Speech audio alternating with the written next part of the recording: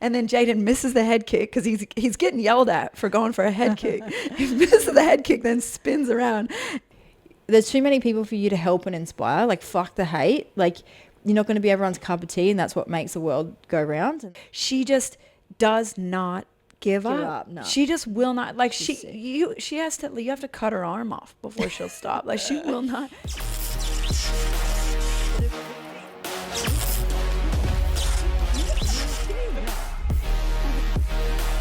Everyone, well, that's it. You've seen the logo, you've seen the transition, you've seen the countdown. Here we are.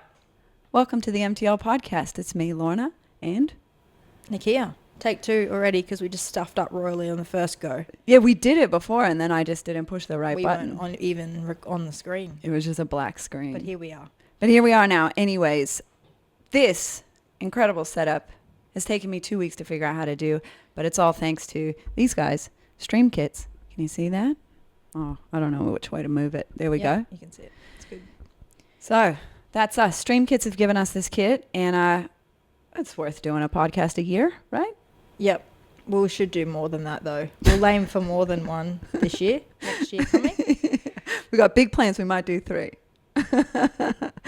And we've got huge plans for all this gear now that we've got it, and it's did take me a few weeks to figure out how to use it, but now that we've got it and we know how to use it, we're going to do all kinds of cool shit. I think we're going to try the very first ever live stream with this on the December show, on the 7th of December. Yes.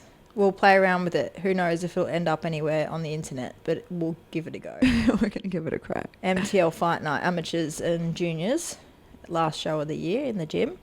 And, hopefully it'll be on live. With behind the scenes, couple of fun guests jumping on. The idea is that what I'm aiming to achieve is get one of these cameras on the ring somewhere in the gym, and then have the other cameras up back in a production place somewhere where people can come and sit. So we'll have like Lucille will be here, Harry, Luke, a bunch of the pros from this year that fought on our shows will come and hang out, and basically they're just going to sit there and talk shit and enjoy the fights.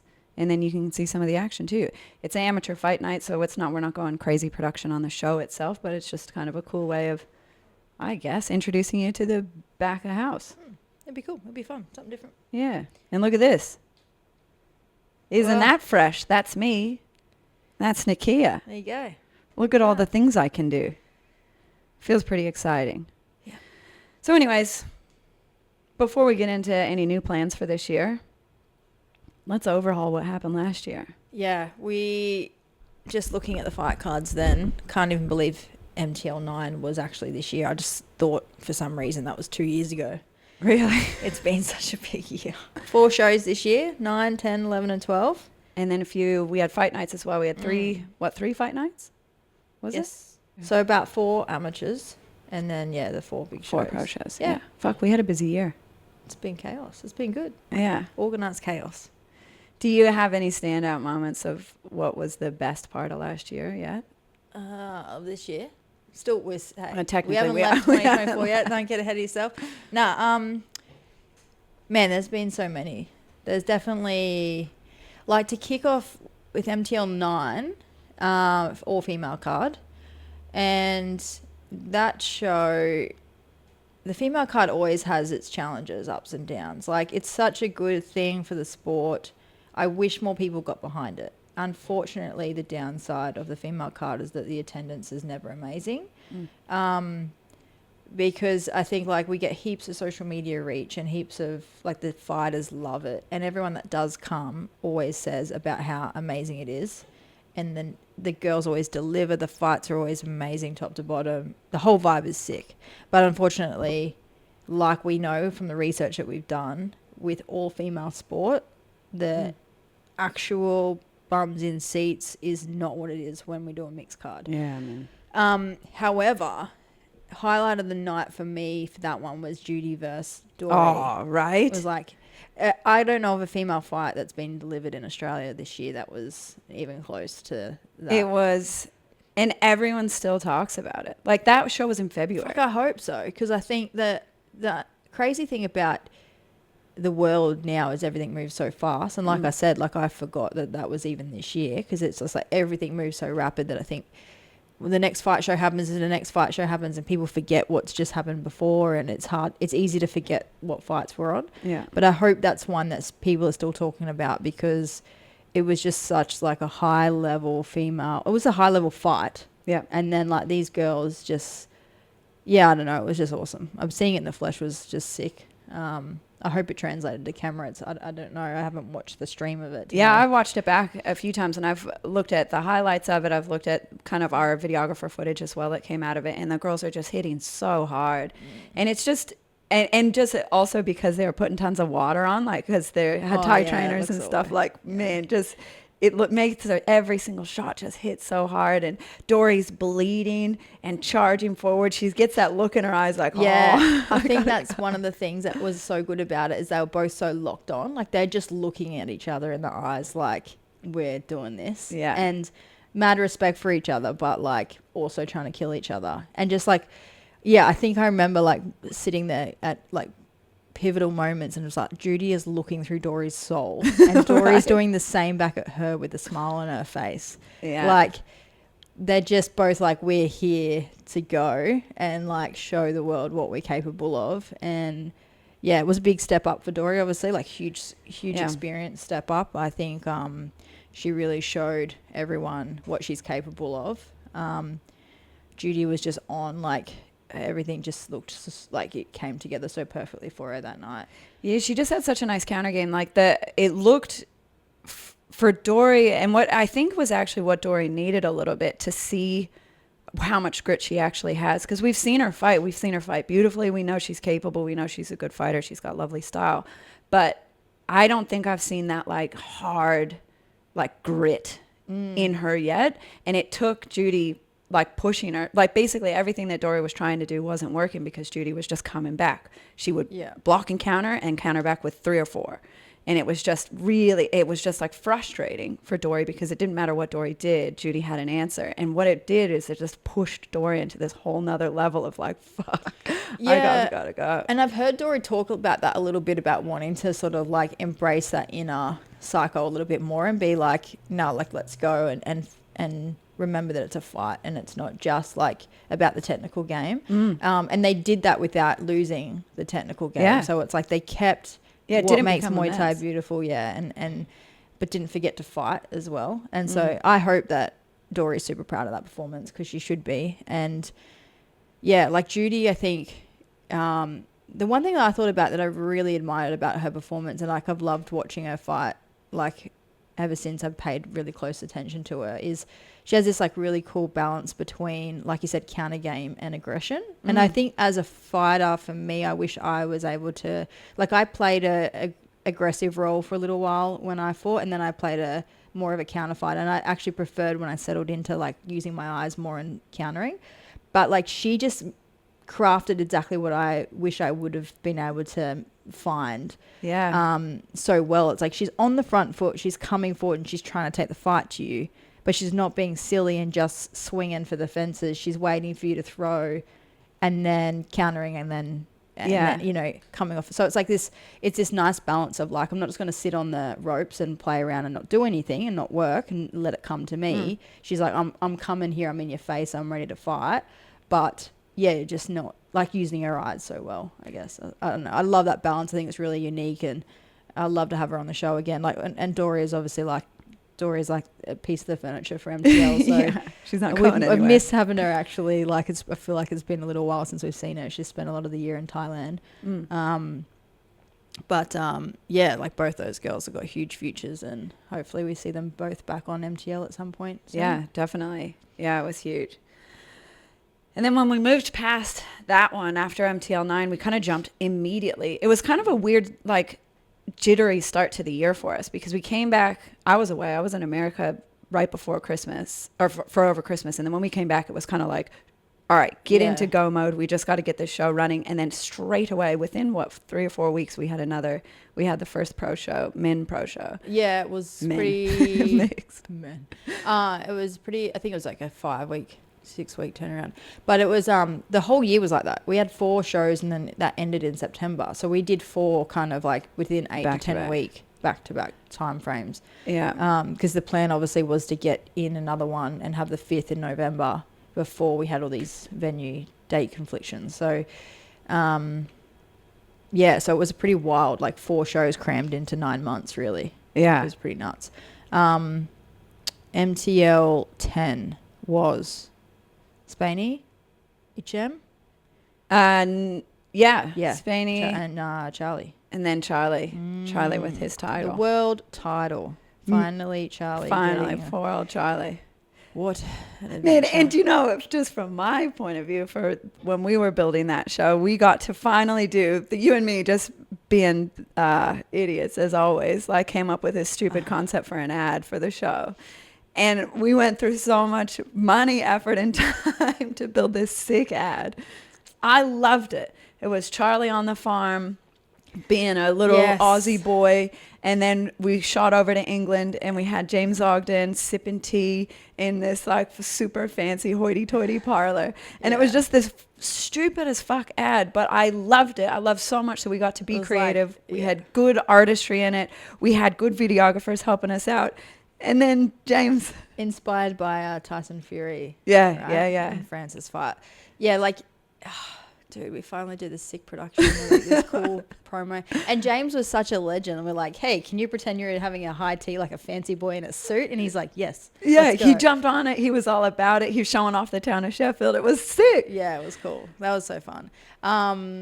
Well, the promo was cool anyway. We still got to run that. That was sick. And obviously, like... I've left it on our YouTube too because I just like it. And with any... Charlie fight, it's never without challenge, of course. So unfortunately, James having to withdraw the week of the fight was insane, and super unfortunate. I know James was like devastated. Obviously, he was in Thailand for a month prior, had invested so much of his own time and money, and brought some of his fighters with him as well that were in Thailand training. You know, they were coming over, like it was a whole affair. You know, so. It was no light decision that he had to withdraw, and it was the right one, obviously. So, like, that was just devastating, and obviously just last-minute chaos. And good old Marcus from Sweden. Man, thank God for Marcus. Such a funny thing, like, having talked to Marcus before, and he's like, I'm always ready, I'm always on wait, I'll do it, let's go, anytime. And then it's like... When people say that, a lot of people say that. I come across fighters that say that all the time, you know. Oh, yeah, anytime, anywhere, whatever, I'm ready to, you know. And not many people answer the call to Charlie Bubb with a full fight camp, let alone answer to it on a week's notice. And then have said that previously, and then you call them and be like, you ready? And then, oh, no, you know. And so to hear him just be like, yeah. Like I said, let's go. Good. Let me just check I can get time off work was his only thing. And then hours later, he's like, yeah, I'm good. Let's go. And was such a legend. Like, he was so cool. He was so lovely to deal with. Like, everyone loved him. And just, like, fucking gave it everything he had. But, fuck, man, like, Charlie... He was just an absolute beast. Like, he was just tuned in. And he knew, like, that's the problem. I mean, Marcus took that fight knowing full well that Charlie Bubb had a full camp training for a world title fight against a world-class opponent. Charlie had prepared so hard for that. Yeah. And then to get that change, I mean, Marcus, there was no, like, that's a fighter, man. Yeah. To just be like, well, fuck it. This guy's an absolute beast. He's had the best camp possible, and I'm just going to get in there and give it my best. Yeah. And I'd still love to see that fight between them at some stage happen with a camp. And I know Charlie like gave props to him about that and would love to see that as well, because there were some elements that Marcus brought that definitely was like, oh, there's some like openings there he was finding of Charlie's and some potential if he had a camp and a bit more time to prep. And just a better setup, I guess, than flying around from the other side of the world that quickly and all of that. Like, it'd be interesting fight for sure. And he stole some hearts that night. Like, at the end of that fight, there was everybody, like, everyone's talking about Charlie because they're always talking about Charlie, but everyone was talking about Marcus. Like, fucking how tough was he? Yeah. He just did not stop. He kept coming forward, kept pushing, kept driving, and it was just like, yeah, it was sick. But Charlie, man, when he sees blood, like, and by the way, congratulations, Charlie Bubb just defended that fight. But the same thing, it was like he just sees a moment, and I saw it when he just had his defense on 1774. It's like he saw blood, he sees an opening, or he sees him hurt, and it's just like, oh, you're done now. Like, so it's like, I always find he starts off a little slow in round 1, and I'm assuming, I haven't heard this directly, but I'm assuming he uses that round to kind of get his eyes in and figure out what's going to work and where his range is and all of that, like a lot of fighters do. And he just gets, you can almost see it in the ring when he gets this moment of like, oh, like, there it is, I got you, I know what's happening now. And then it's just like, how long is it going to take him to execute whatever that plan was? And with Marcus, he saw blood, he cut him. And then it was just like, oh, I've got, here we go now. And then it was just like damage after damage, And then you could see the same thing that just happened in this defense. It was like he hurt the guy, and then as soon as he like spotted that little inch of like, oh, here we go, then it was not long after, and he finished the fight. So he was funny. I talked to him after that. I sent him a message to say congratulations, and he was like, oh, it's just so nice to finally get established that isn't cuts. And I was like, dude, what a problem to have. Like, I keep stopping everyone in all of my fights all the time, but finally I've knocked someone out. It's like, dude. We actually, Charlie and I have a running joke that I used to tell him back when I was fighting. I was on a card, I think... No, it happened a long time before, actually. One day I think I saw him out the back or something. It was before he was going to fight. And I made a joke to him, and I was like, you should throw some elbows.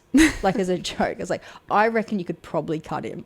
Like, just being a smart ass, because, like, obviously that's what he does to people all the time. And he was like, oh, you reckon? Like, dude, and he fully played along with it. He's like, I'm like a nobody. I was just like, just fangirling, like, think Charlie's such a legend. And he's like, yeah, you reckon? Like, do you think I should? And just fully played along with it. And then I think I made it, like, messaged him after. I was like, see, like, I'm glad I gave you that advice. Because, like, fuck, man, without that, like, would you have stopped that person with elbows? And he was like, yeah, no, like, I really props to you.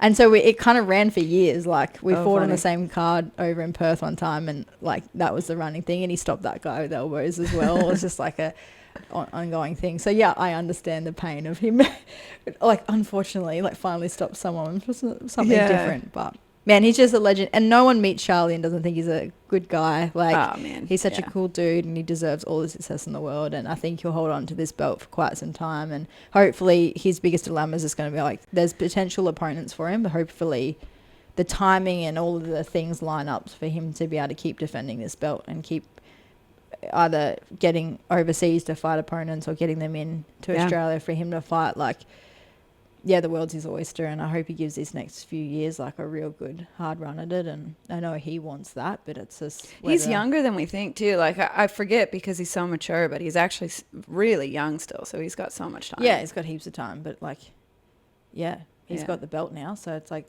let's come and get it. Go, yeah, fully. There's one other fight that we didn't talk about yet from that show before we move on, and that is, of course, the other world title defense that was on that show. She's my favorite. Bro, this is another sick female fight of the year, eh? Man, right? And, well, Zoe Putorak versus Kaitlyn Tucker. Kaitlyn came over from New Zealand to have this fight. And we were kind of like, I mean, I guess I've just kind of gotten to the point, the more you watch Zoe and the more you spend time around her, you're just like, she's unbeatable. Like, she's just fucked. Like, she's just scary. Like, who's going to ever beat her? And I kind of, like, I was watching the footage come through from Kaitlyn. I was putting all the promos together, and I was just like, oh, poor Kaitlyn, man. Like, Zoe's just a killer. But then Kaitlyn got in that ring and put it to her. Yeah, so I had not seen Kaitlyn fight live in the flesh, I don't believe. I know she's fought in Oz a few times. I hadn't seen her live. So I'd never met her in person. And then when I met her in person, knew she was going to be like physically fit. She always looks like super fit, talking to her trainer as well, who said like she's a real workhorse. And I was quite surprised that, like, she doesn't just look fit, but she like looks very strong, solid base under her, like just her shoulders, like she just looks like she's worked really hard. And so I remember even Ben saying to me, he was like, when they weighed in, because the people think that Zoe's just like this monster because she's big, but you meet Zoe in person, she's actually not that big. She's quite, like, she obviously, it's deceiving because she's fought up to 67, but she's done that to take fights. She at 63 and a half, she doesn't really cut much weight. She looks after herself and is healthy in general anyway, in and out of fight camp. But like, every time I've met her, but leading up to her fight, like she's not got much weight left to lose. Like she doesn't do these drastic big cuts. She's not like this big giant unit that's just bullying people into submission. And yet I've always been surprised when I've seen her and I'm like, oh, like her frame and her shoulders and everything. Like she's quite like petite for a 63 kilo fighter. Yeah, she could It's easily deceiving. fight at 60. There's It's like easily. quite deceiving. And then when I saw Kaitlyn, I was like, oh man, like Kaitlyn, who has been fighting at 61, I was like, oh, like Kaitlyn looks like solid. Like I was like, oh, this is going to be a way more interesting fight than I thought. And I think a lot of people had kind of assumed, maybe because of the weight class and this like perception that Zoe's massive, that it was going to be a walkthrough for Zoe. And it just ended up fucking such an exciting fight. Like Kaitlyn just did not stop coming. Yeah. Like, Yeah, she wasn't was intimidated so at all. She and Zoe kind of, I think she has that power over people because she really knows she's good. And she feels it in and out. And it's like, I mean, she talks about it a bunch, but like she's at home in the ring. Like that's her, that she's like, I'm built to do this thing. And it's weird because when you talk to her, she's kind of just like a cruisy, normal person. And she gets in the ring and she just like grows as a person. She just like becomes herself in there. And girls crumble under that pressure. Like they're like, you see the girl stand across from her and it's just like, what am I going to do against that? But Kaitlyn just did not. I think like fighters can, like any fighter can take from that. Like when you've got the history and the record and the performances that Zoe has, you have the right to be super confident. Yes. And it might not be, people have a really weird relationship with confidence where they think it turns into cockiness and then they have an issue with people being, you know, up front of like, I'm going to win. Yeah. You're not taking this from me. This is my fight. It's not even a question. And then people go, oh, like it's cocky. Muay Thai's built on respect. It's like, hang on a second. It's not cockiness. She has the right to fucking think that. How many world titles does she have? Yeah, like, and how many, I don't know, have like, that when many was the last fingers. time she lost a fight? Like it's, and like how many stoppages? Like girls, typically don't have a heap of stoppages. She does. And she should be. And also, like you said, like the key to that victory is also her mindset of believing that, because any athlete at the top of their game, you look at videos of Kobe, you look at videos of Jordan, you look at videos of all the greats, right? Tyson, like they don't go into them like, like, you know, just give it my, like, no, they're there to win. They've got to have that mental switch that makes them unbeatable. And I think Zoe has that. And I hope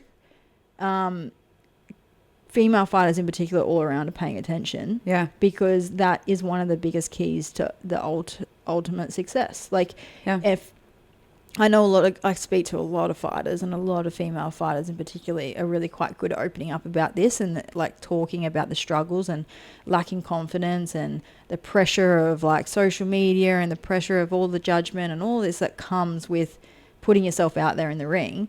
And it's like, cool, go pay attention, go talk to someone like her, because if she can give you little insights to what it takes to just feel that way, because some of it might come naturally, but also like it's work. Like you have to train yourself to think that way. You have to put the work in the gym to make sure that you're not just saying it, because she's not just saying it, she believes it. Yeah. And that's why it transfers to the ring. When she gets in there, no one's fucking beating her, because she doesn't it's just not in a thought process in her head.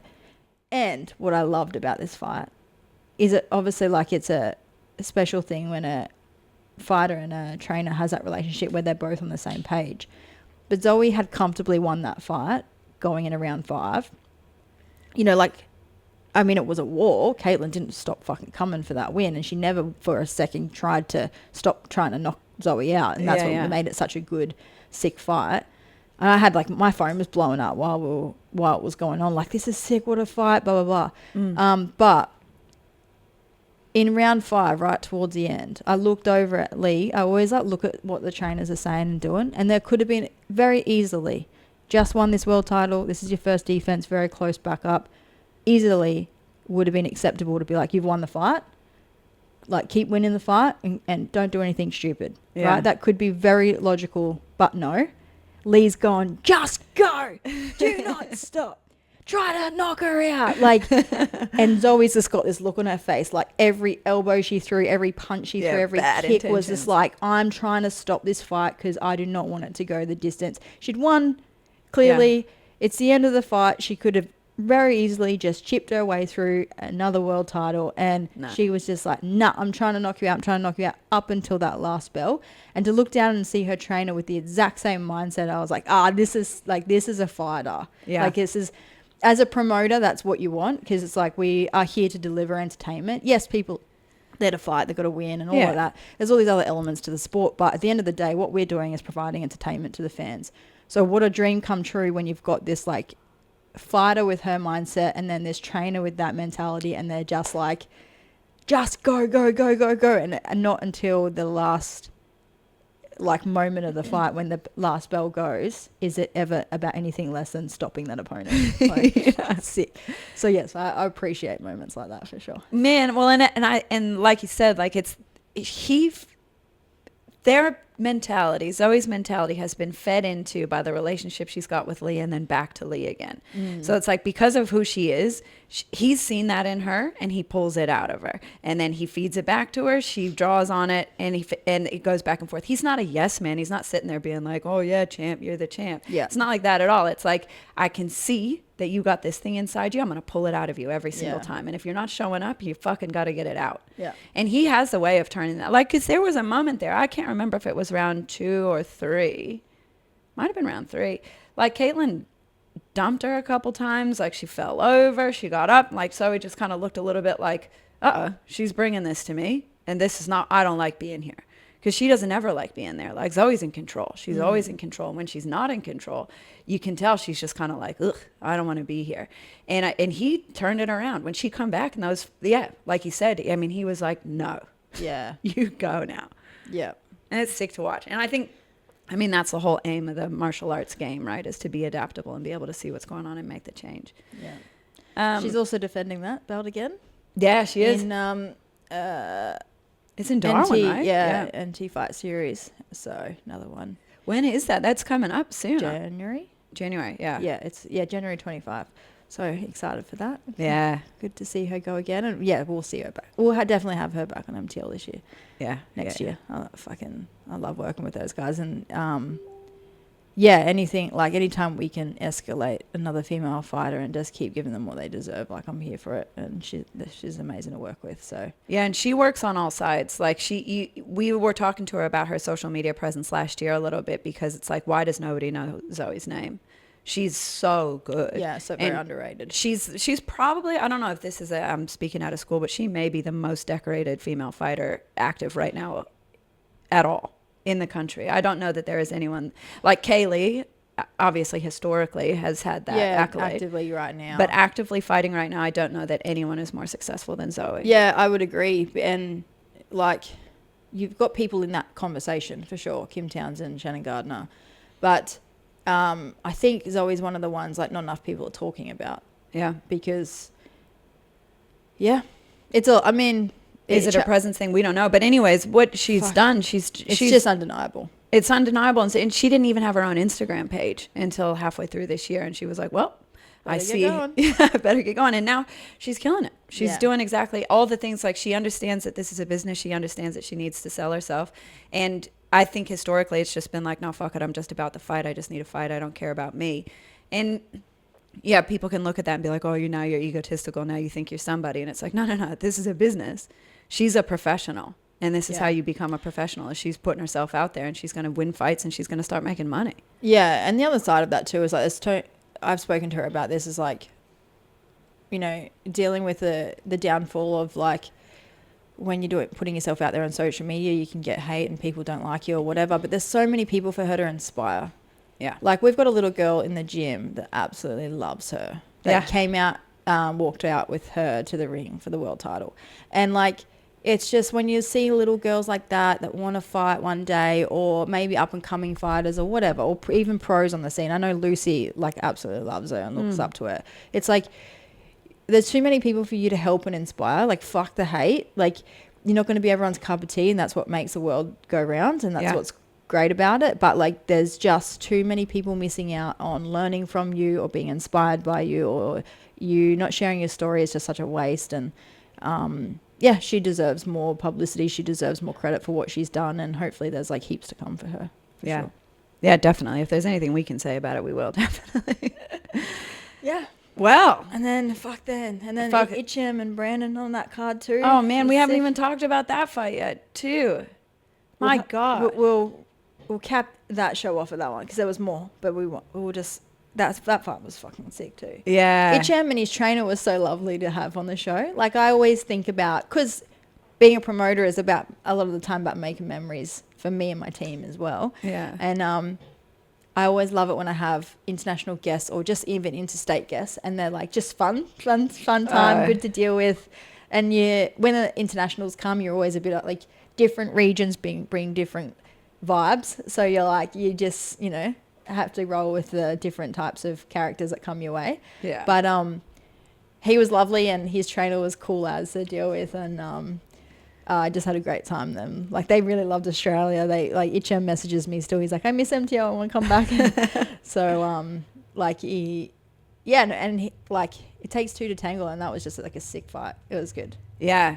We had a different Spaney 2.0 came out that day. Yeah. Well, I mean, because Spaney did have something to prove after that. After a loss, yeah. Because Spaney didn't feel like himself. He didn't. When I looked back at the video footage of that, when we were like doing highlights and stuff, where I like have to promote the next Spaney fight, and I'm looking for video footage, he was not there. Yeah, he just it didn't look good, and that's not an excuse. And he talks about that a bunch. He's like, it's not an excuse. I lost the fight, but he did not bring the version of himself that he wanted to bring into the fight. And like above anyone else, Spaney probably holds himself to the highest standard. Yeah. Of anyone I've ever met. And then, so to him to know that was on record, that happened, that he had to stop a fight due to cuts.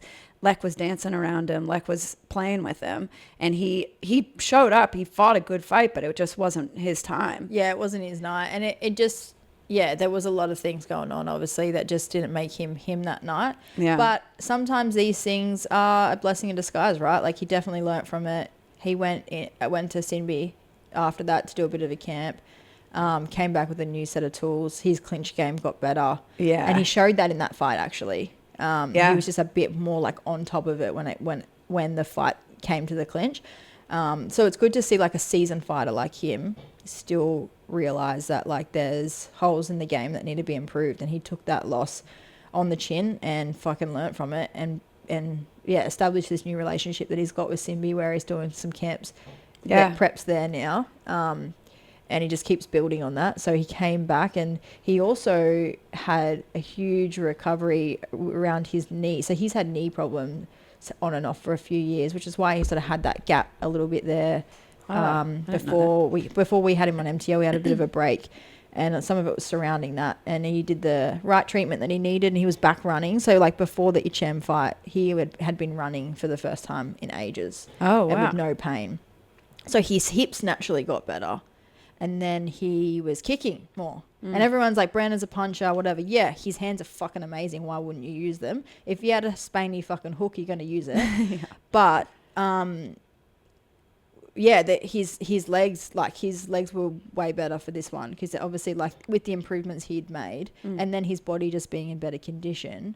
I was like, I think he threw a head kick or something. I was like, I looked at Benj, I'm like, did he just fucking throw a head kick? Like, what's happening? He threw heaps of body kicks, classic southpaw versus orthodox. Yeah. So he actually like used his legs. So that was sick. Like, and Hicham had a sick left kick. Man, how was his left kick? That's what I was just about to say. Like, you could hear it just cracking through. And Brandon, you just love this about him. He's just such a, like, he's like, harder that Hicham hit him, he was like, fuck you. Yeah. Just come in harder. And those kicks, like that kick came up so fast, that left kick would hit him so hard. Yeah. And Spaney just knuckled down and get in harder. Yeah, it was sick. Yeah, it was a good fight. And he's always entertaining. Yeah, exactly. Like Mr. Entertainment, right? And then like as usual, when Spaney's on the show, like the crowd just fucking lights up, the room lights up. Yeah, man, actually, it's something to talk about throughout the entire course of every show that we had. Like you said, the thing that's disappointing about MTL 9 and about the female card is that we just don't get the buy-in from as many people. Yeah. But the energy that everyone brings into the room, the audience, like the reason why MTL shows feel the way that they do is because of the people in the room. Yeah, for sure. Like we keep mixing up fighters. We put on all different kinds of people, but every single time the fans get back in that room, they just fucking tear the roof off. Yeah. And it's Spaney's crew, a lot of it. That MTL 10 and MTL 12 was maybe 30% from Toowoomba. And they were just tearing the house down, man. Yeah, yeah. But that's what gives the fighters that energy. That's what the vibe feels like. That's why we can do weird shit in the room, because people just get on board with it. Yeah, we have like... And a lot of this is like thanks to our sponsors as well. We have a really sick crew of sponsors, and they're the ones with those front row tables. So they're always lighting the place up as well, because they're big supporters of the show, and they're back to back, always there, just like looking forward to these nights. So yeah, it was sick. Like every show this year, like you said, MTL 9, not as many people in the room, but the vibe was still amazing. And I remember being concerned about it, because I looked around and I'm like, we knew ticket sales are going to be lower. It's always the case with the female card, just stick it through. But on the night, like, everything felt amazing. Like, and everyone loved it, and the vibe was still good. The fighters still really like felt the energy. So like the people that come and support every card are just like the ones that really make that show what it is. And then obviously like another level of like the place just blowing up with Spaney in the room, because he brings that kind of energy that then the crowd reciprocates to that level of energy, and then all the other fighters want to do that too. And and then you got Charlie fucking blowing, like just spattered our whole entire canvas with blood. Like, so it was just was was that the show where we first went to the white canvas? We sent that canvas home with Charlie. Oh, good. Yeah, because like you can have that covered in Marcus's blood, fucking poor thing. But it was cool. The white canvas was a good addition. I love it. Yeah, I love that. I love that. I feel like we made a lot of really cool changes just in the room this year. We had made a conscious decision that we weren't going to do anything wild. We were just going to rinse and repeat, and then add subtle changes. And every event, because we're getting better at running them, we're getting cleaner with everything that we're doing. We're just making it that little bit sharper, a little bit better. The 1%ers for sure. We added Monty. We gave birth to Monty this year. Yes, Monty the... Is he? Can we see him? Here we go. There he is. There he is. Other side. There he is. Oh, look at him. His head's just stalking me. Yeah. Man, that was pretty fun. But we still have 2 more shows that we haven't even got through half of the pro cards yet. We've been talking. Yes. How long we've been talking for? 37 minutes, and we still haven't even talked about MTL 11 yet. MTL 11.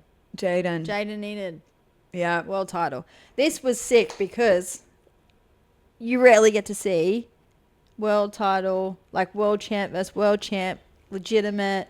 WMC world champion, WBC world champion, both defending world champions as well. So they're like locked in. They just didn't win it once, but they've defended their belts. Fighting each other for this WBC world title. They'd been calling each other out, been going on for a while. Jayden, we were trying to book for a while, but then he had a little sidestep of going on reality TV. and then it all pieced together. The Blade coming out from Germany was a legend. He was so funny to deal with. Yeah. The lead up was fun, and what a night. Like, I think for me too, that was a good, as a promoter, a little personal insight was like, when you have Spaney lift the roof off the house like he does, and the Toowoomba crowd just going nuts, you worry that like without him on the card, can you deliver? And that proved to me that we can, because that show was also same level. Like it was different crowd obviously, but a lot of those sponsors were the same. A lot of those same support we always get. There's just a huge number. We do a lot of like research and stats around who comes, and a lot of those people just come in to support MTL, not a particular fighter, but come in for the show because they are getting more reliant on the show always delivering. And the energy was still fucking amazing. The place was packed out. Like that whole ending of the night just fucking kaboom. Like, and the way Jayden finished that fight, like the whole thing. Like, so for me personally, I was a bit like, this is what we do now. Like, let's go. You know. Yep. Yeah, we've kind of like solidified that this is how we run a show. It doesn't matter, switch fighters in and out, whatever. I mean, you get these personalities. Like, it was sick, like you said, 2 legitimate champions in the ring together, and they're beasts too because they're huge at cruiserweight. They're just scary big men. Yeah. And literally your gut just kind of like, fuck, anything could happen at any second. And then it did. It's like you blink and he's asleep. Like he was just not there anymore. And it was real wild because I just edited some stuff for YouTube that was like footage of Peasy in the corner watching Jayden and hearing what Peasy's saying to him. And it's like, he hasn't even got out of first gear. You know what I mean? Like Peasy's sitting there and he's like, okay, calm down, stay relaxed. Like, look at that. No, go to the body. Because Jayden kept like going for a head kick. Yeah. And Peasy was like, calm down, body, hit the body. And you hear him get really frustrated. And he's like, Jayden. And then Jayden misses the head kick because he's getting yelled at for going for a head kick. He misses the head kick, then spins around and just absolutely just asleep. Like, I mean, I don't think that like, and Gerardo's like a legit champion. And that came out of nowhere for him. Like, because again, like first round, they were just trying to figure each other out. They were just trying to see what was going on. And then all of a sudden, like, boom. And then just everybody in the room was just like, what in the fuck just happened? It was like, the room just went like, oh, fuck. Like, and man, like even the Blades like trainer wasn't even really looking. Like, and then he was just like, what? Like, what happened? What? Like, it was real weird. But, oh, yeah, man. Like, you just can't ever, I don't know. I spoke to Peasy a long time ago about Jayden. He was like, no one knows what Jayden's going to throw, even Jayden. Like, you know, these spinning attacks and stuff come from nowhere. But that's what makes him exciting. I love putting fighters on that are just, like, got like a bit of wild card to them, you know? Yeah. He's improved. He's like more technical Muay Thai game a lot over the last few years, I've noticed. And but some of that wild element, like that's what makes him him. And so you can't lose that. I hope he never loses that, because it's like, dude, you're knocking people out that much. Like, you've got to keep it. But well, man, and the other highlight, and I think speaking exactly to that point, the other highlight of that night for me was the fight of the night. Was Luke Fraser's fight. Yeah. Like, he fought against Harry McIntyre, who is, like, this was his pro debut, Luke's pro debut. It wasn't on MTL 11. So he'd never had a pro fight before. He was against somebody who Harry had taken a year off of fighting. He's a physio. He's a super smart dude. Yeah. And then he come back to have this fight, and we were kind of like, oh, you literally have no idea what's going to happen. We were kind of like, I don't know if Luke, like, is he going to be able to rise to the occasion? He's so young, and I just wasn't sure. But whatever he feels like is going to happen just comes out of him. Yeah, like, he was like, what did he say in his lead up? He was like, I think there'll be blood, throw a lot of elbows. I hope we just stand there and bang. And I was like, that's exactly what they did. And Harry, the Victorious crew, and I think Harry in particular, they love taking home Fight of the Night and Performance of the Night awards. I think they would have had to collectively had more of those trophies than anyone. And I think Harry's got a few of them himself, and they just do that. And it's like, I don't pick, like, we've had a few different like crews that have picked, but now, like, this year it was like commentary team and the ring card girls, they're the ones like getting to just enjoy the fights for the entertainment that they are. So they pick, and so it's got nothing to do with us or anything like that. And it's like, they just keep taking them home. And it's like, we've got Foxy from Double Dose, and then we've got the guys from Victorious, just like non-stop Fight of the Night, Performance of the Nights. And it's just like, the theme of today, I guess, is like, it takes two to make a fight what it is. And all of our fights of the nights this year and our big moments have been because there's two that make that fight the way it is. It's like, you can't just put one good fighter in a fight and be like, this is going to deliver because that person's sick. It takes both sides. We saw that happen on MTL 9, right? We brought Lucy, an international opponent, for a legitimate fight, like the biggest, and we know Lucy's sick. Like, there's no question that Lucy just murders people, and she's amazing. Yeah. But that is exactly what happens. You bring a sick fighter in, and the other girl, like, we didn't know what to expect from her. She's she had the same number of fights. She talked a bit of a game. She was just fucking an idiot and didn't show up. She just didn't show up. Shit, that fight. I felt terrible for Luce because she did what she needed to do, but the fucking girl was a flop. Yeah, it just didn't work out. And it was like, we didn't get to see Lucy just show us what she's got. Yeah. And so, that doesn't work. But that fight with Luke and Harry was, when one of them stepped it up, the other one stepped it up. And Luke talks about that when he talked about that fight later for the next show. He was like, man, that was my favorite fight of all time. Like, I've just never felt so good. I was bleeding out of my face. I was getting cut open. And he was just like, just made me want to go hard. Yeah. Yeah, he's definitely scary attitude to have at 18. Like, oh, is he 17? He was 17 then, and so he just turned 18. Like, he was like 18 like the next week or something. Yeah. Yeah, and oh man, like, what a superstar to come. Right. I can't wait to work with him more. We're going to be seeing some good things from him for sure. Well, yeah, and I mean, I guess that's kind of a nice transition to take us into MTL 12, is that he showed up again on MTL 12. And like, we've got clips. Wait, we missed something though. On MTL 11. Oh, Amanda Juniku's fight. Yeah, and the fucking Road to One. Oh God, yeah, we can't move on yet. Jesus Christ. I was just thinking, like, were they both in MTL 12? No, they weren't. So we had the Road to One Champions League. New concept, 4 promotions working together, 4-ounce gloves. Then the winners all go on to fight each other, etc., etc. Maybe explain that a little bit more, because in case people didn't see it or don't know what it is, the Champions League concept is fucking cool. Yeah. And I hope that we kind of keep it around for next year, because Micka's fighting next week, isn't he? Yes, he is. Yeah. So it was us. Nakia's going to explain what this thing is. Us in Australia, Hitman Fight League UK. Which is Liam Harrison's promotion. And Andy's, and there's a few other guys, Simon. There's Kieran Kettle's Muay Thai World Cup in Canada, and then Warriors Cup in US. All 4 of us putting on 4-ounce glove fights at the same weight class. The winners, initially the plan was winners were going to fight in a 4-man in Canada in November. And so then the winner of the 4-man gets a 1 championship contract. Yeah, awesome. We all held the same quarterfinals, whatever they'd be called, I guess. We all held them around the same time.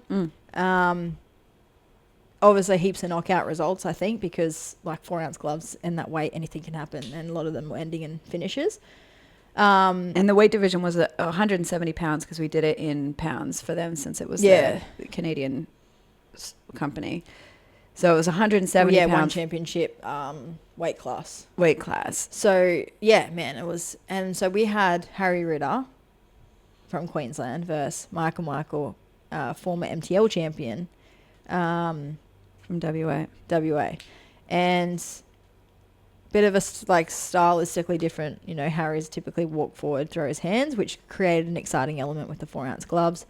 Micah usually sits on the back foot a little bit more, really crafty southpaw, uses his IQ a bit more. Yep. And then ended Micah knocking him out with hands. And was like quite aggressive. Yeah. Like still kind of sat on the ropes a little bit, but not.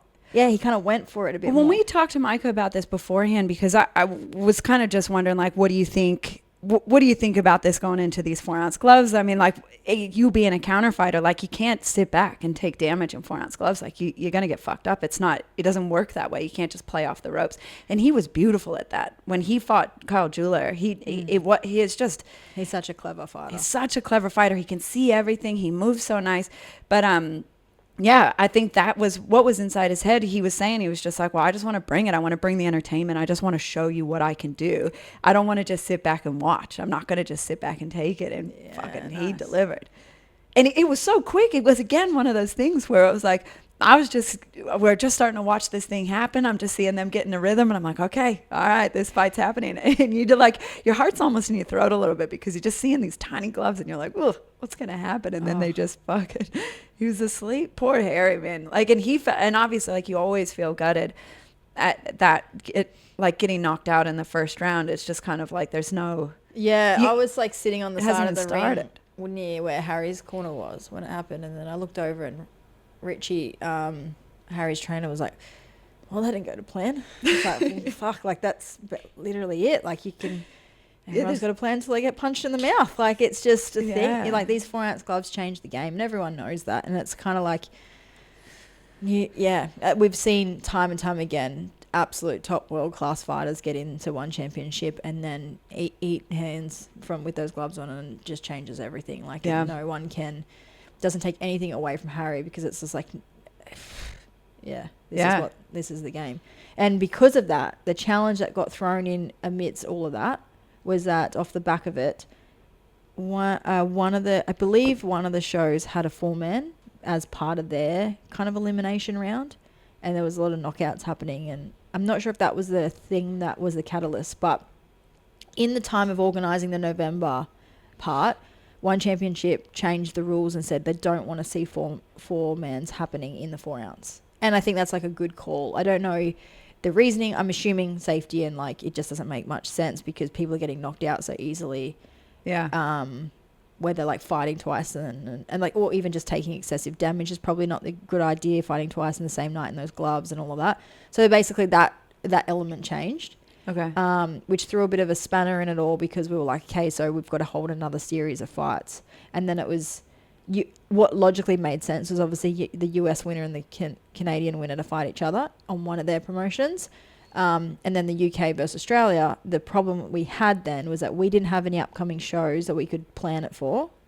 And neither did the UK guys. So it was like, oh, well, now we don't have a show until March. Neither of us had a show again until March. Oh, shit. Next year. So we were like Micka and I think it's Joe Welsh, I think. And there was like, well, how are we going to do this? Like, they're not going to have their fight, you know? So it was a bit of a dilemma there. But we got it solved, and fortunately they are now fighting, I think it's next week. Early December. So are they fighting in Canada? No, they're fighting on one Friday Night Fights in Thailand. Oh, sick. So one have hosted it. Great. And so, now they're getting to do their fight, and they're getting to do it in the Lumpini. Oh my God, that's so exciting. Yeah, so it's cool. And then, that's great. Then we'll have, so then we'll have 2 winners, and then we'll have a final. Yeah. Whoever wins out of those will be another one fight, and then we'll have a new One Championship athlete. Yeah. Hopefully it's Micka. Yeah, man. Like, what a cool, I think he's got everything it takes. He hasn't had that many fights for the success that he's had. Yeah. And how good he fights, and he just deserves, he's a cool guy. I'm a sucker for people that have just got sick, really nice personalities that just deserve it, and he's one of them. And he is just he's like the most grateful, the most gracious, the most like whatever you need from me, whatever I can do, and he's just always so happy to be here. Yeah, I loved his like post-fight like little speech. He's like, coming from WA, we've had him on, like that was the second time we had him on, and then coming from WA all the way to Queensland, and then he's like, this is my show. And I was like, this is sick. Like, I love anyone that can bring that entertainment factor. Just it's cool. It brings a vibe, and he's just like dancing and just had such a good energy about him, and it's like that's what makes you want to bring people back. You're like, yeah, man, someone standing there on the opposite side of the country the second time they've been on and being like, this is my stage, and I'm like, this, like, good, come back. Come back, we want you here. Yeah, he's so funny. When I went over to WA to do some filming for him for the last show, Darren was telling me that he has to like take the mic off him after he fights because he's like, because Mike is like so quiet. He's just like kind of just does his thing. He's just a cruiser, and then he get the adrenaline after his fight, and he just got to tell everybody everything. He's got to talk about everything, and I was like, yep, just I cut can him see off. it. Cut him off, but why not? Like he's an absolute character, and that's exactly who you want. Yeah, like we're in the entertainment business. That's what we do. Yeah, exactly. Well, and then there was Amanda. Oh man, yeah. So then we haven't even talked about that against Cindy, because that was fucking a fight. So nice to see Amanda back in there. Because I remember Amanda from when I was fighting, which is a long time ago. Yeah, man. Like when I was coming through as an amateur with 3 fights or something, I met the Junikus, and they were such an inspiration. Amanda was just like, she's always been one of my faves. Yeah. Because she's just such a gun. And she has this cool... They're also... All the Junikus are so, like, technically sound and, like, just clever. And they're just... They're, like, natural athletes, I guess. Yeah, they've got a good style about them. They're very clever. Like, just, I don't know. Good. Just great. And then... But Amanda's always had this, like, little extra, like, of, like, aggression that I've loved about her. She ends up in a little bit more of a war than... you would see from Alma. So like different, like little intricacies that are different about their styles. And it's been cool just to see Amanda come back on a rise and just like go fight after fight, just have a bit of a tear. And then we got her on the show, a big opportunity, fight for her. And they were like, you know, WBC belt was like one of her goals, but like she was happy for a state. Like, it wasn't a like, oh, you know, like we're international world title level, whatever. It was just like, no, like she's just happy to go with whatever. Like, oh, she would be happy to fight for a Queensland title. Like, no problems. Like, this is one of her goals, to start this journey and get a. She was already internationally ranked because of her qualifications, but just hadn't had that WBC belt opportunity yet, you know, in her adult career. And then it kind of just lined up that way is like how it happened. We did look Australian level first, and there was like scheduling conflicts, and originally she was supposed to fight Joanne, and then that it was announced and that was what was happening, and then that fell through. So then, yeah, we ended up with Cindy, based in Thailand, and what a good international fight that was. Like, really good for the level that Amanda is at the time. Yeah. And ended up being a cracker of a fight because it was like really good, like, war between the girls. Well, to test Amanda like that at that level for the international fight, I mean, that's kind of, I guess, what you wanted. I mean, Joe is that level, and that fight would have been an excellent fight because we wanted to see Amanda have to rise to somebody who really puts it to her. Yeah. And so to be able to replace that with this international level opponent who lives and trains and breathes in Thailand. Yeah. And then just see Amanda just rise like that and just do what she needed to do. Yeah. And man, like, once again, both girls, like just bringing it back and forward. If you haven't seen that fight, go back and watch it. It was like, even talking to the guys at the WBC HQ about it, and they were just like, oh, like, what a cracking fight, like, such a good, that's what you want to see for WBC belts, like, just a good solid back and forward fight over 5 rounds. Like, you can't ask for much more than that. And I loved it. It's a good fight. I mean, like, it's insane kind of how when we were starting to build that card, but that was the one that we were talking about. Oh, we had Super Card, the one before, where we were like, 2 world titles on it. We're not going to be able to top this. Then we have this international title, the Champions League. Then all of a sudden, and then you have another world title on top of that. And then we go to the next show and it just gets bigger again. And we were just like, well, what the fuck? What do we do now? Like, where do we even go from here? Because it's a bit like, you kind of get that feeling. I think artists get it a lot, where it's like you do something that you're really in tune with and you feel really good about it, and then you're like, I'm never going to be able to do that again. I'm never going to be able to top that. Like, I've done that so many times too, where I'm like, this is my favorite card. This was my favorite show. And then the next one comes around, I'm like, nope, this is my favorite card. And it's like, fuck. I'm getting better with learning to just realize that the cards always come together, and we've got such a good selection of Aussie Muay Thai talent that we can, there's so many fights to be had, and like, it's just exciting times. So I kind of have to, like, I still do it, but I try not to just be like, oh, if we're not going to be able to pull this off again.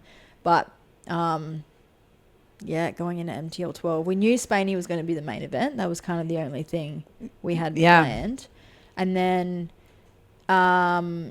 we had a series of, like, issues trying to get him a top 10 opponent. That was the struggle. It was like, we went through the rankings list on the WBC, and a lot of them are now in one championship and RWS contracts, and so it's getting really difficult.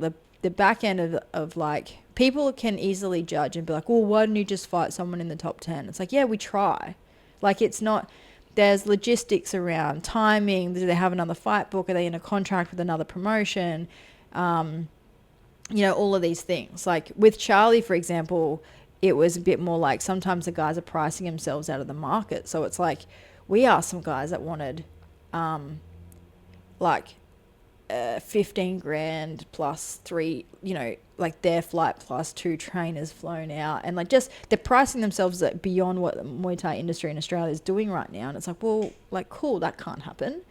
Plus you've got to put it on the show. So it's like, there's all these elements that it's like, everything has to line up for the fight to work. And with Spainy and September, actually, we're not doing September next year because September repeatedly has been an issue for us. It's always been a bit of a drama around getting the fights that we want. And I don't know if it's like a thing about the way the fight season works, but it's always been one of the cards that have been a bit harder to make the fight happen. And we had this problem. We were just trying to find someone, and there was... we're running out. There's not really there's a couple of names obviously in Australia left for Brandon to fight. Josh McCulloch was tied up. That's the fight everyone wants to see. We all know what everyone wants to see it. We want to see it too. That fight wasn't going to happen. We knew that. Ibby, I don't know if we're ever going to, I don't think we'll ever see that, whatever it is, what it is.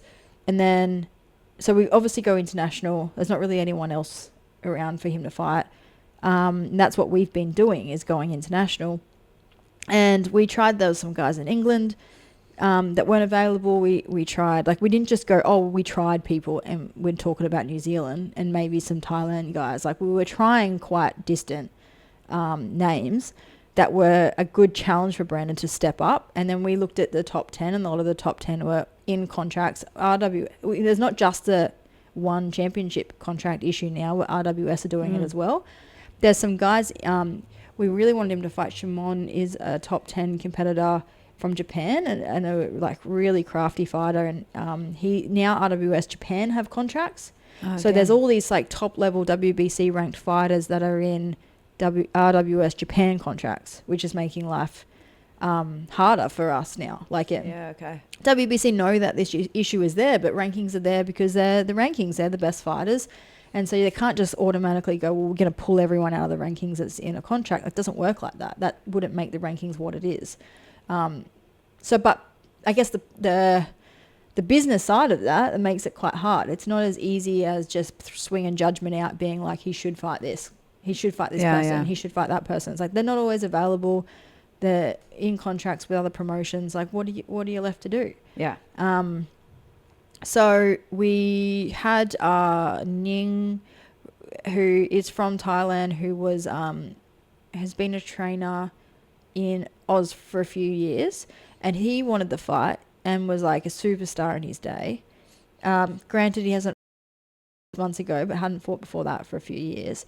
And I wasn't thrilled about that matchup, but they really wanted it. Like, his trainer kept asking him, was just like, they're keen. Like, Ning's running, he's fit, he's like, he had this fight 6 months ago, he was like good, his body's still in good condition, like, he wants to fight. And they were super keen on it, and they were like, he's really aggressive as well, so they're both just going to go to war. Stylistically makes for a good matchup. We looked at heaps of options. I had people being like, oh, I can find you someone in Thailand, and then a few days go by, contacting him, can't find anyone, sorry. So I had other people, not just me, but other people out there looking for like credible, more active, like recently active fighters for him as well. And we were just getting down to the crunch where there was nobody. Yeah. So we said, yeah, fucking let's go for it. Let's do this fight. And Brandon was in Thailand at the time, and he was talking to the trainers at Simbi, and they knew of Ning, and they were like, fuck, he's covered to knock you out. Like, he's an aggressive fighter. He'd fought some of the trainers at Simbi back in the day, and they were like, fuck, like, he hurt us. Like, I think one of them he'd like smashed his jaw up or done something. So they were like, he's coming to fight. Like, this is not going to be a joke. And yeah, so there we go. That's how we had that much. And then we had no plans for Albert versus Rodlek. Right. We were just like, we had plans for that, and Brandon, and we had plans for Lucy to fight for a world title. That had been lined up for a while. Lucy went through a number of opponents. We'll talk about that first. So Lucy and Micka have been really good. We were always working towards this goal of international world title, whatever happened. And they have never been picky or choosy. They're like, you find us an opponent, you tell us who we're fighting, we trust you. Yeah. As long as the weight's right, we're good. And she'll do minimum or mini fly. Heaps of dilemmas back and forward. Same issue. Like, the mini fly was scheduled already. Someone fought for this one. The internationals had just been fought for, so the international belts were gone. Like, it was just like, chaos. As usual. Anyway, minimum, world title available. Went through all the series. We actually ended up with 3 opponents, I think, throughout the period.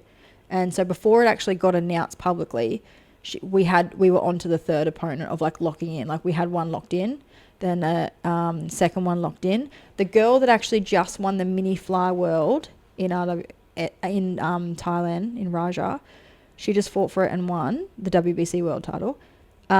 She was the one we originally like that was like really solid and was all going ahead, and we were making travel plans. She's got an 8-month-old baby. And then it hit a standpoint of not happening when she realized like the travel, like the days that she'd have to leave, it wasn't like you can fly in, fight and fly out. Like, you need to allow a little bit of time to get there. Obviously the flight with the connections and all of that. Yeah. It's more of Wednesday to Sunday kind of journey. And when she got to that realization, she was like, oh, I'm not leaving my baby for that long. Understandably. So that got thrown out. That girl's gone on to win the mini flight. Like, she's a gun. That would have been a really good, tough fight for Lucy. That was who we had planned. Her name's Far. And so then we worked down the list, and then we ended up with Phetsupaphan, which she had beaten one of the previous world champions on RWS, so she was like really good too. She's coming up on RWS, and Sylvie actually kind of put you onto her, didn't she? Yeah, Sylvie was helping me through this whole process, so she was really, really amazing at helping with all of that, doing all the translating and going on back and forward and stuff, so she was really awesome. And then, we ended up with Phetsupaphan and Southpaw, so that changed that quite late in the game for Luce, like changed the plan of like, okay, cool, you're fighting a Southpaw now. I know she was like stressed about that, but then we ended up with that fight, and she said that was her first ever Southpaw too, and I was kind of like, okay, like like Lucy's a leg kicker, and you're against the Southpaw, that leg's not there where you want it to be. It just changes everything, and I think like everybody at this level, like you're a pro, you're just going to change, you're going to do your thing, you got to do what you got to do. But it does get inside your head a little bit. And Lucy was just kind of like, well, I'll just got to do me. I got to do what I do. She did say she didn't want to just be kicking legs, though. She was like, I just want to try and do something different. And then we get in there, and what she do? Yeah. I mean, you're going to like... But she killed it. Like, it's the Spainy situation, right? Like, if you got punches on you like Spainy, and then you throw them and they land, like, you're going to do more of that. Yeah. Don't broke... What? If it ain't broke, don't fix it. Yeah, that's the But thing. man, like, what I just was so impressed with is that she's not just this unidimensional one thing, because the whole stance is different, the whole vibe is different. A Thai fighter is a completely different game, and Lucy just does Lucy. Yeah. And she adapts, she changed, she did what she needed. She goes high, she goes low. She goes high, she goes low. She'll come back up high. Like, you don't know what's going to happen next. You know your leg's going to get fucked up. That's a guarantee, but you don't know how and when. Yeah. It's getting to that point with Lucy, right? And it's like cool, like when someone, like, show us someone that has got an answer for it and solves that dilemma. Yeah. Kim Townsend's a leg kicker as well, and not like. Yeah, people still haven't solved it. Who's beaten her? Like, you know. Yeah. And it's like, she has got other tools. So she came and sparred me. Being a southpaw, she didn't really have any other southpaws to go against, so she came out, and the size was obviously relatively similar as well. And man, like, she minced my fucking leg up the first week, and it took a week to heal. Granted, I'm not as conditioned anymore, but we'll blame that. Yeah. And then, but like, I couldn't believe how deceiving it was how hard she actually hits. Like, she was playing around, but she's so accurate and on point. I can see why she's getting these stoppages with the leg kicks, because, and she proved that when she fought Kaitlyn Vance, another fight we didn't fucking talk about. That was sick. Man, right? Sorry, Luce. Sorry, Kaitlyn. That was a sick fight too. But the thing is, like, Kaitlyn was seasoned pro, 40 plus fights or whatever, and then like knew these leg kicks were coming, prepared for it, trained for it, has fought Kim Townsend fucking 4 times. Like, she knows how to withstand the best of the best, and then could not fucking stand up. Yeah. Like, it's but just shout out to Kaitlyn too. How fucking tough is that girl? Oh, She same thing as Marcus after that show. Like, everyone's talking about Lucy because Lucy's a beast, but everyone was talking about Like, Kaitlyn after that fight. Like, she just does not give up. No. She just will not. Like, you have to cut her arm off before she'll stop. Like, she will not. She was dragging that leg around the ring, and she was just like smiling at Lucy, being like, well, fuck, I'm still here. Oh, she was so good after the thing too. Like, she sent Lucy like daily progress pictures of her leg and posted them up, like, just letting you know how I'm going. Like, oh, she's such a legend. She's a good sport. Yeah, she's great. But yeah, man, like, it's just I was really confused. Like, I've sparred obviously a range of people and mostly sparred men, and I was like, when she was hitting me, I was like, I can see it now. It's deceiving because she's so tiny and like, but she fucking just hits hard, and it's on the same point every fucking time. It just chips away, and it chips away quite fast, and then all of a sudden your fucking leg's dead. It's a little Superlek style. You know the way Superlek kind of whips, like his whole... Yeah, it's a whip. That's a good way to explain it. Whip. It's like this big, long leg. Like when you kind of, like, if early day beginners are watching Superlek training, I almost wouldn't recommend it because it gives you the impression that you need to kick with this really long, straight leg. And the Thais do want you to kick, like they instruct to kick with a straight leg. But in order to get your hip to rotate properly, it's a really hard thing to be able to do properly. Get your legs straight, but also kick with your body, not kick with, because you end up just kicking with the leg. But that's the thing that you see with Lucy is that, like, because she's really long, for like her build is long. She's built kind of the same as me, this long, but I'm 5'10" and she's miniature. She's like a miniaturized, but a tall person. She's a miniature tall. No, I keep telling her she's not actually short. She's got to stop saying that. She's tiny. I've been fighting at 45 kilos. She's tiny, but like she's always like a little, and I'm like, dude, don't even talk to me about your short. You're not fucking short. Because she's not squished down. She's like, for her she's weight, elongated. She's just, But so, she's like a tall fighter. So when she kicks and she gets that body rotation behind it, that leg is traveling quite a distance to get to there. And when it hits straight and fucking hard. And you can see it, like, how you're just watching that leg welt up in it within... it's a minute. You can start to see her leg welting up, and even on a Thai with a browner skin, you're already seeing it red straight away, red and purple. Like, it was wild. And like, I think it's deceiving too that Lucy's like, because she's obviously similar to the Charlie game, right? Like she's winning a certain way and keeps winning that way. And it can be easy to judge and say like, maybe you're one dimensional, but she's actually not. When I sparred her, I was like, oh, like she's quite crafty. She has a good ring IQ. She's improved a lot. Like I've watched her career really develop over the last few years, and she's improved immensely in all other aspects of her game. But if you're winning by a leg kick, maybe you're not getting a show at all because you're just winning. Like, it's not her fucking fault she wins that way. Like, oh, no. Like, sorry. Like, I didn't get to show you all the other elements. Sorry, I knocked her out again and you didn't get to see me Didn't get fight. to see all the other stuff that I've been working on because, like, I stopped my opponent, like, did my job. But, this is... But she's got, like, quite a lot of other facets to her game, and I think heaps more to come. She's super early in her career too. And, man, like even watching her hit pads as well, like I was quite surprised at the power she generates for such a small human. Exciting things to come for her. Man, huge She's fun future to work with, and we've got more to come. And she's in Japan right now, today. Hong Kong. Oh, Hong Kong. Yeah, Hong Kong. Ah, so when does she fight? This weekend? Nah, it's next week. I think they're there for a week first, so. Yeah, okay, cool. Yeah. Ooh, exciting time. Another international Get fight, it, Lucy. So, yeah, let's go. Now, oh, man.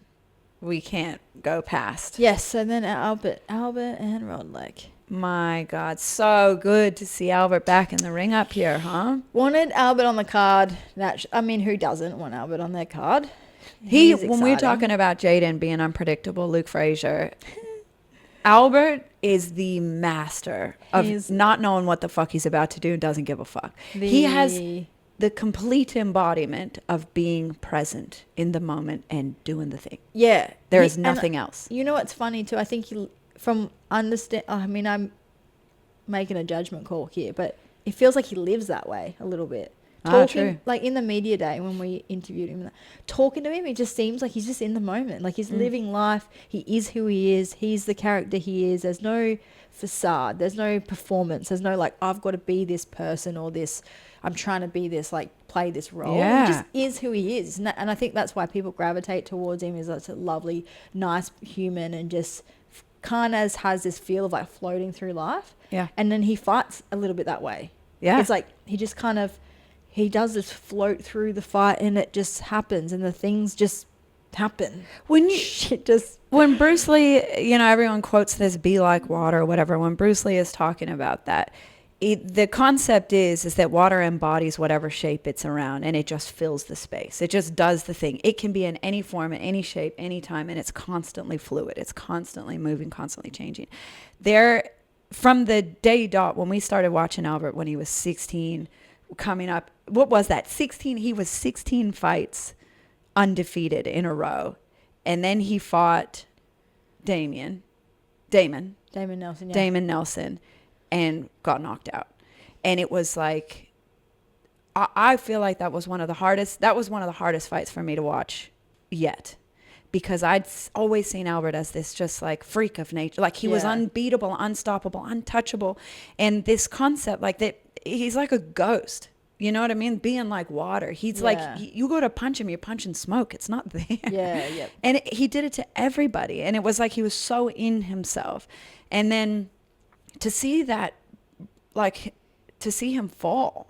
And I just saw his face like a baby face. He was a kid still. Yeah, super and young. Just see this baby face asleep on the canvas. And I just was like, oh my God, he's a human person. Yeah. He is like, he's not this, he's a freak, but he is a human person.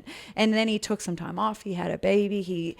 And when we asked him about it on that media day, he was like, I can kind of understand it. It's like, I was unstoppable and everyone had the expectation that I was unstoppable. So I had to be unstoppable. So all of a sudden I was just doing my thing. I was just being me and having good results or whatever.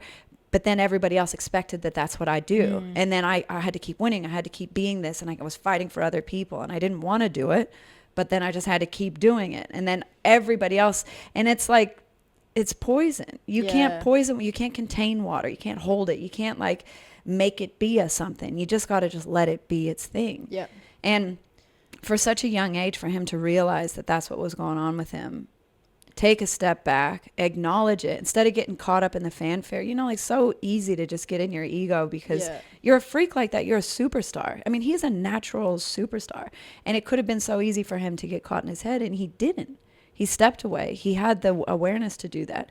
Fixed it, found who he is, and like you said, he just got back into being that thing that he is. Yeah. And then all of a sudden you just see like he's just I won't even say he's back. I'd say he's better than he ever was. Yeah, he's definitely getting better, and he looks more like an athlete now. Like then he used to look like a fighter that cut weight and got in shape for the fight, and then you'd see him outside of camp and he didn't look like he was in shape.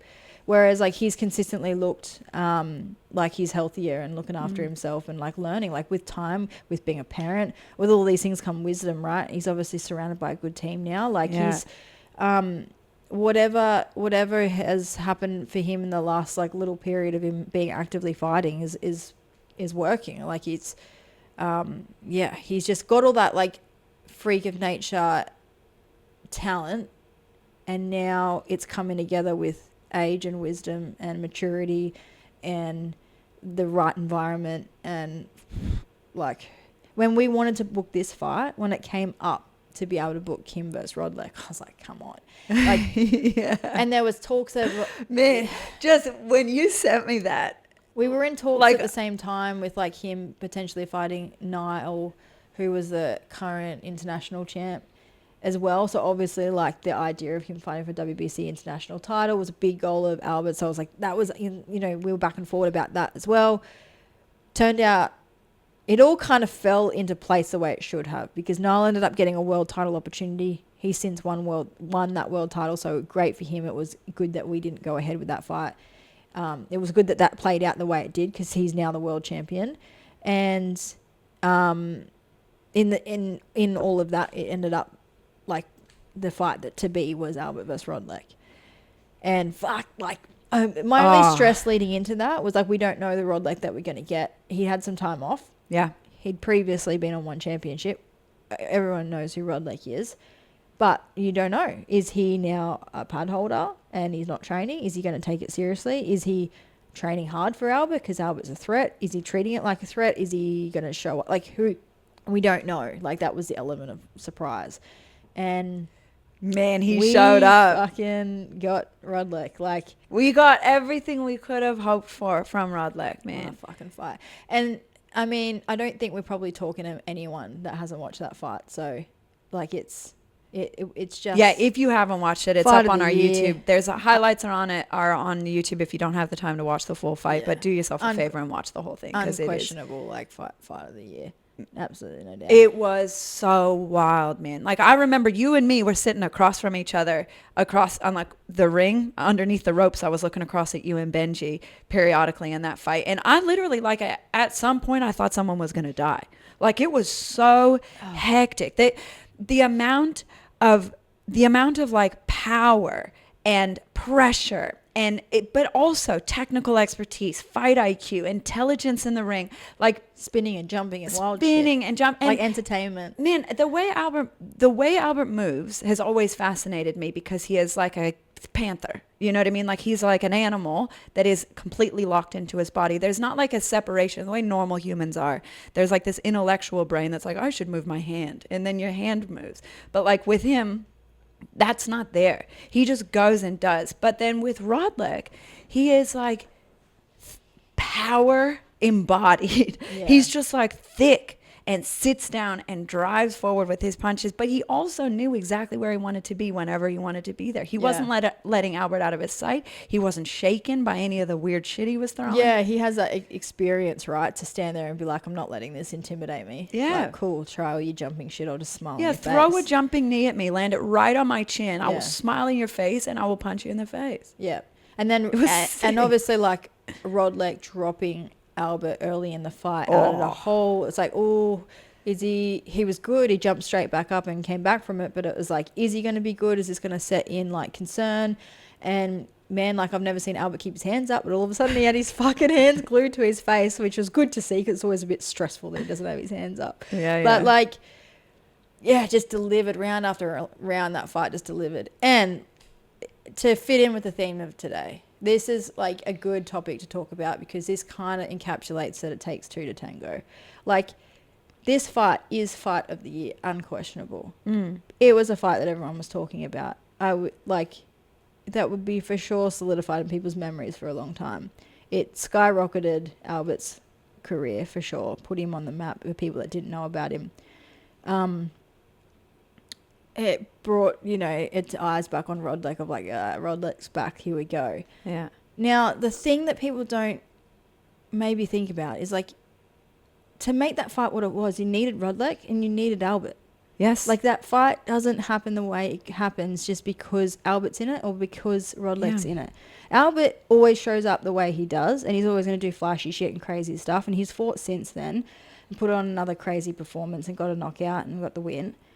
But it wasn't the excitement that fight was, because you needed a Rodlek to stand there and stick his tongue out at him and smile in his face and then hit him back hard and push Albert to levels that he hadn't been for 5 rounds. And what makes that so exciting was just the two pieces. And when people think of Rodlek, they think of the Liam Harrison fight, right? It's the same thing. Like, that's because it's fucking Liam Harrison standing across from him. Yeah. It's not just Rodlek versus another Thai. It's Rodlek versus fucking Liam Harrison. You've got to have, like, the two components together make that fight what it is. Not every fight of Rodlek's is always going to be the same level fucking fight of the year bullshit, because you need a Liam Harrison standing across from him. You need an Albert Tour standing across from him. Yeah. And vice versa. Like, they need that standing across from them too. And it's like, I think Albert will always perform and always show up with what he does. He's just so unique. I don't know any fighter that's like him at the moment, especially not in Australia. Yeah. And he'll always deliver on what his part of it is. But to get that level of excitement out of it, you need the right opponents in front of him. And that's what the fucking skill of matchmaking is. They're building a story together. Yeah.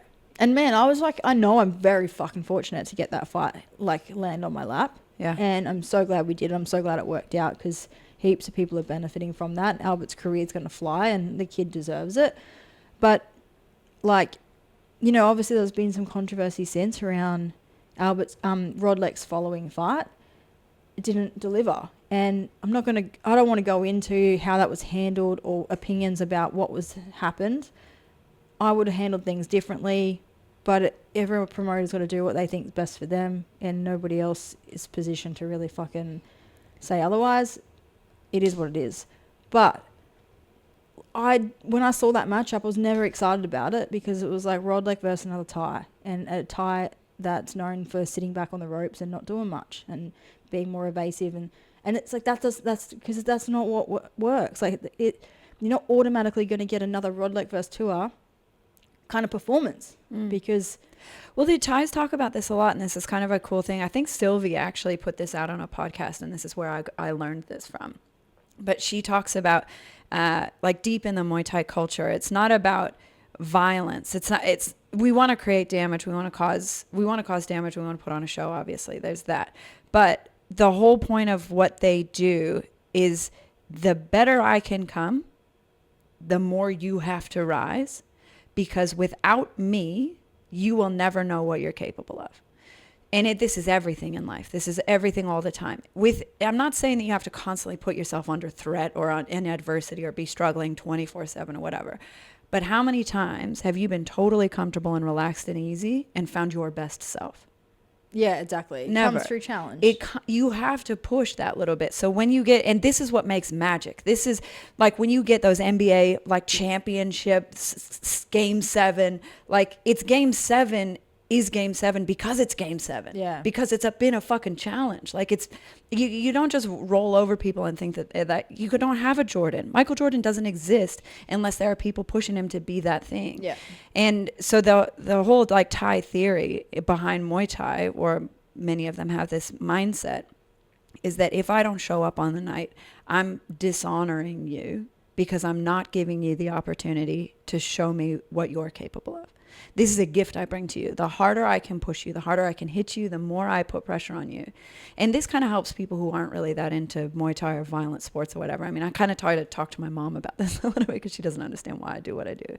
But it's like that pressure that you put onto somebody else allows them to find a level inside themselves that is way bigger than what they ever thought they were capable of.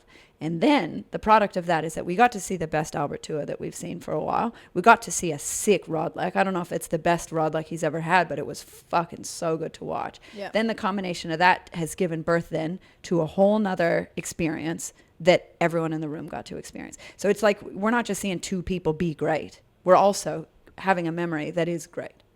The experience of the thing is bigger than the two of them alone. 100%. Yeah. Yeah.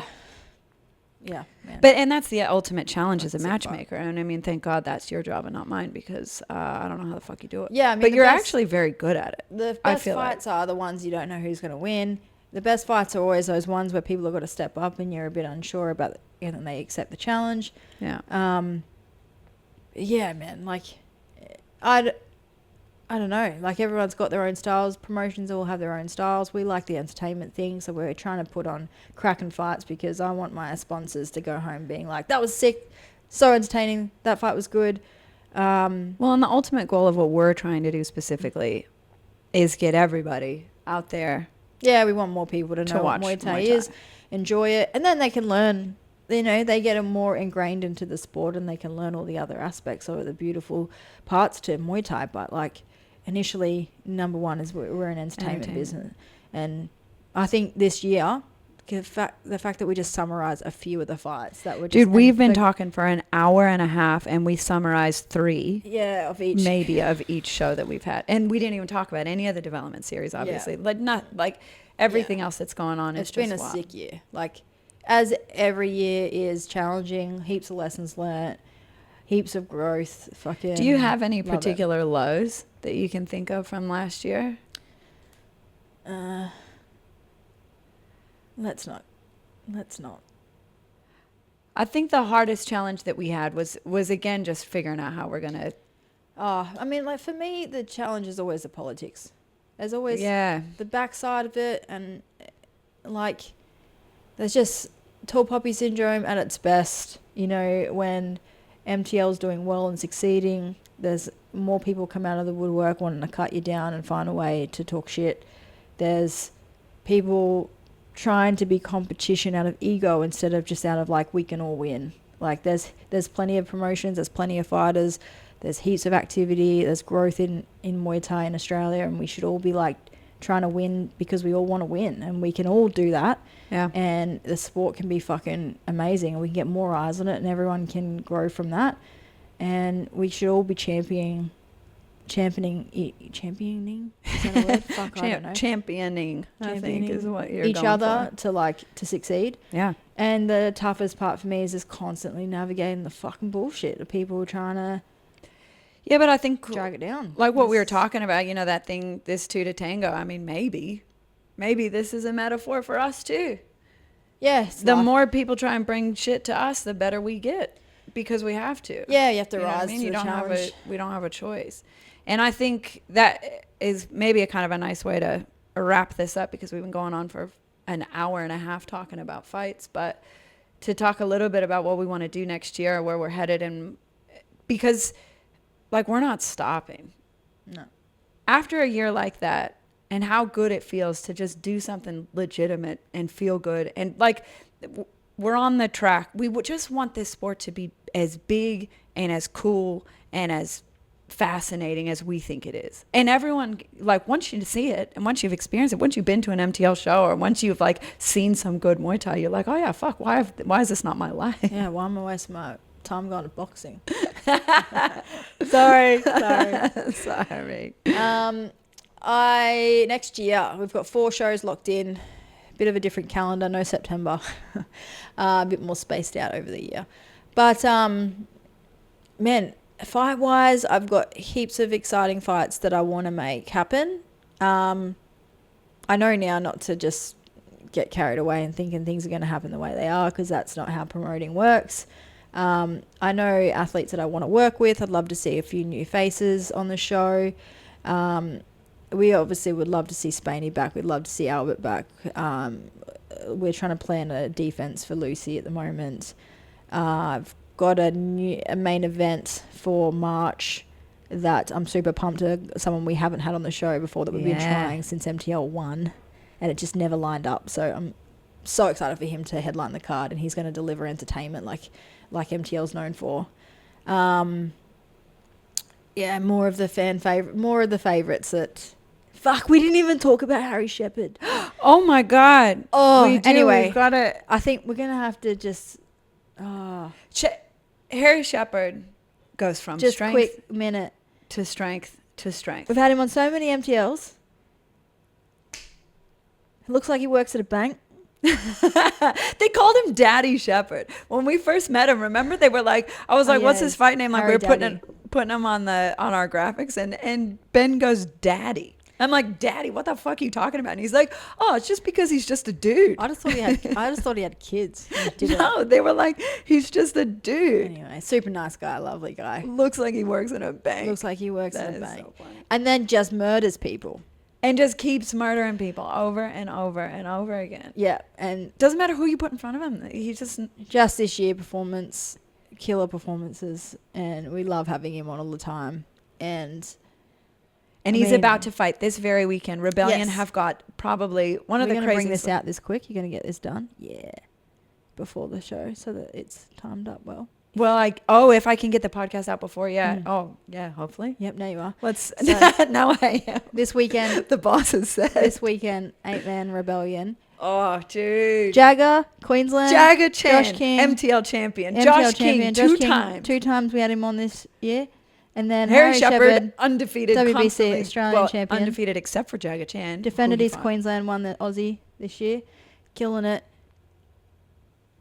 Man. Go fucking Queensland. Gonna kill it.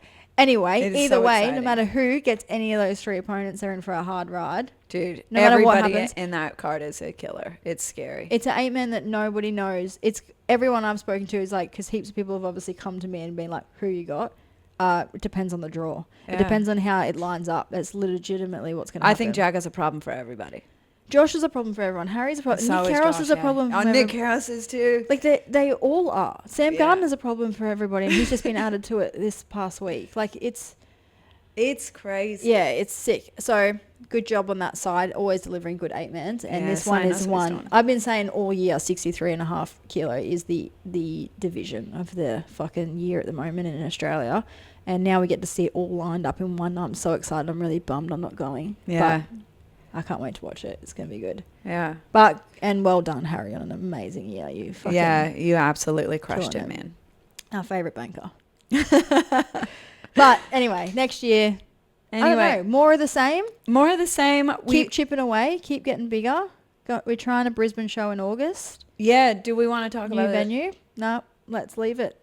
All right. Well, I want it to be a surprise. We've got more to talk about when it comes to We're going to go. Brisbane. We're looking at Brisbane. Brisbane's going to be really exciting next year. We got all of this stuff. This Streamkitz stuff is they're a new sponsor that's coming on board, and basically they're just going to try to roll with us and see what we can do with their shit and how they can support us doing it. So what we're looking to do is probably some of this, now that we've got it figured out, it won't be such a logistical nightmare to do. We probably won't ramble for an hour and a half next time, but this was a big year.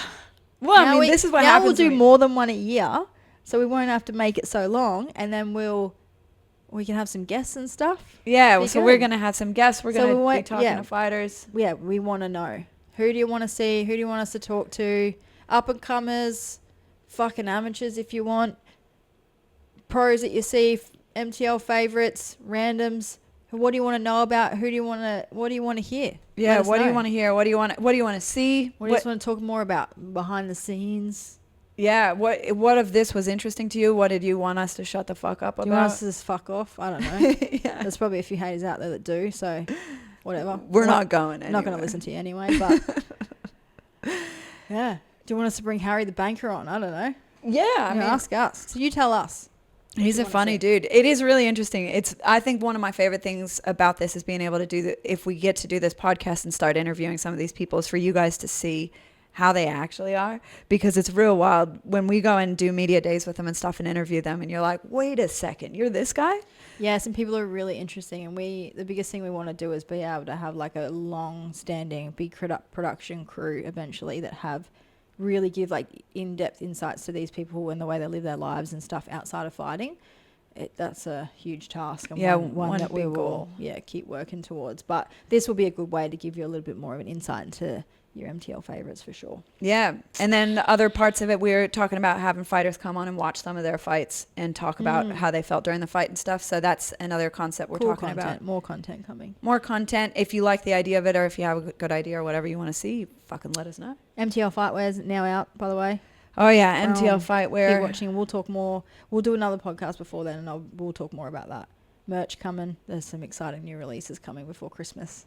New trading card series. Yeah, the new trading cards are so cool. So save up your MTL bucks for Christmas gifts. Yeah, the MTL. We've just approved the proof yesterday, and I cannot wait. And I made all of them. Nakia had to look.